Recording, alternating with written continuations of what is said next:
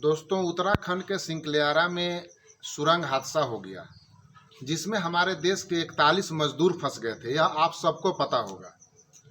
दरअसल हादसा और अनहोनी कभी भी कहीं भी किसी के साथ हो सकता है, लेकिन एक बात गौर करने वाली है कि इस देश में कहीं भी कोई हादसा हो, उसमें बिहारी मजदूर जरूर मिलेंगे आपको फंसे हुए, या उसमें उनकी जान भी चली जाती है। जब कहीं कोई हादसा हो तो बिहारियों का उसमें होना लाजमी है, क्योंकि हमारे राज्य से ट्रेन भर भर के मजदूर दूसरे राज्य जाते हैं कमाने के लिए, और उनके साथ हादसा अक्सर होते ही रहता है। तो अभी उत्तराखंड में उसी तरह के एक हादसे में इस देश के 41 मजदूर फंस गए, जिसमें से 5 हमारे बिहार के थे। हालांकि ये 41 में 41 मजदूर सुरक्षित अपने घर पहुंच गए। ये लोग बहुत ही खुशकिस्मत थे।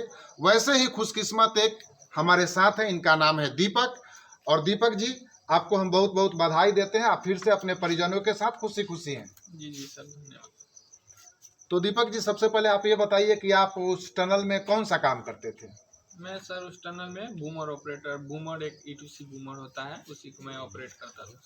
जरा सा आप सामान्य भाषा में बताइए कि बूमर ऑपरेटर क्या होता है, क्या उसका काम होता है? बूमर ऑपरेटर सर किसी भी टनल को बनाने के लिए एक E2C या L2D बूमर होता है, उसका मतलब होना बहुत ही आवश्यक है। हमारा काम सर डीलिंग करके उसको ब्लास्ट करके उसमें टनल बनाने का काम किया जाता है।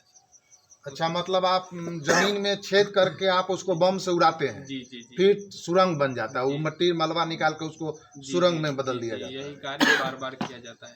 अच्छा ऐसे ही प्रोग्रेस मतलब बार बार वही डीलिंग ब्लास्ट ऐसे ही करके टनल का निर्माण होता है। अच्छा, तो आप ड्रिल करते थे कि ब्लास्ट करते थे? डीलिंग हमारा काम ड्रिलिंग करना है। सिर्फ एक शेप में, एक मतलब सर्वेयर द्वारा एक शेप में मतलब मार्किंग दिया जाता है, उस शेप में हम लोग होल मारते हैं। ब्लास्ट करना ब्लास्टर का काम होता है सर। जी जी। अच्छा, तो उसी तरह से सुरंग आप कितने दिन से वहाँ काम कर रहे थे? मेरा सर ज़्यादा नहीं, 6 महीना हुआ था वहाँ 6 पर। महीने से उस सुरंग में काम कर रहे जी थे? जी जी। अच्छा, तो जिस दिन हादसा हुआ उस दिन कैसे आप लोगों को पता चला? सर हादसा मतलब जो भी हादसा हुआ, हम लोग तो 11 तारीख को नाइट ड्यूटी में गए हुए थे। अगले दिन तो छुट्टी था, तो हम लोग काफ़ी खुश थे कि चलो अब अगले दिन छुट्टी मिलने वाला है। पर ये 12 तारीख को सुबह 4:30 से 5 बजे के बीच का ये घटना है। हम लोगों को सर ये 6 बजे के आसपास पता चला। जब मेरा काम हो गया था, मशीन खड़ा करके वापस बाहर की तरफ आ रहा था, तब हमको पता चला कि टनल का कोलैप्स हो गया है। तो हम लोग बाकी जो भी अंदर हमारे साथी थे सबको एक साथ बुलाया गया और सब एक साथ देखने आए, तो देखे कि मतलब पूरा ब्लॉक हो गया था हमारा, मतलब बाहर से कनेक्शन टूट गया था। तो थोड़ा बहुत घबराहट हुआ हम लोगों में, क्योंकि पहली बार हम लोग के साथ हुआ था। एक दो आदमी था जिसके साथ ऐसा पहले भी हो चुका है, पर पहले पूरा ब्लॉक नहीं हुआ था। तो हम सभी लोगों में थोड़ा बहुत डर का माहौल बना रहा कुछ टाइम तक। फिर हम लोग, हमारे जो टनल के सीनियर फोरमैन है, जो एक दो बार ऐसा देख चुके हैं, उनके द्वारा बोला गया कि जो भी हम हर टनल में एक इन और आउट के लिए पानी के लिए पाइप लगा रहता है, तो उसी पाइप को खोल कर हम लोग सर उसमें मतलब चिट्ठी के माध्यम से बाहर मैसेज भेजना चाहते थे, पर ऐसा हुआ नहीं। पानी के प्रेशर से वो जा नहीं पाया बाहर। तो फिर कुछ टाइम बाद बाहर से ही कंप्रेसर द्वारा हम लोगों को हवा मिला, तो हम लोगों को पता चला कि नहीं, कोई तो है बाहर जो हमें निकालने के लिए प्रयास कर रहा है। फिर कुछ टाइम बाद उसी पाइप के माध्यम से आवाज़ आया, जिससे हम लोगों को पता चला कि चलो और लोग भी आ गया है। फिर 9-10 दिन तक सर उसी पाइप के माध्यम से हवा आ गया। उसके बाद खाना हम लोगों को भी उसी के माध्यम से मिला। बातचीत भी 9-10 दिन तक उसी पाइप के माध्यम से चला सर।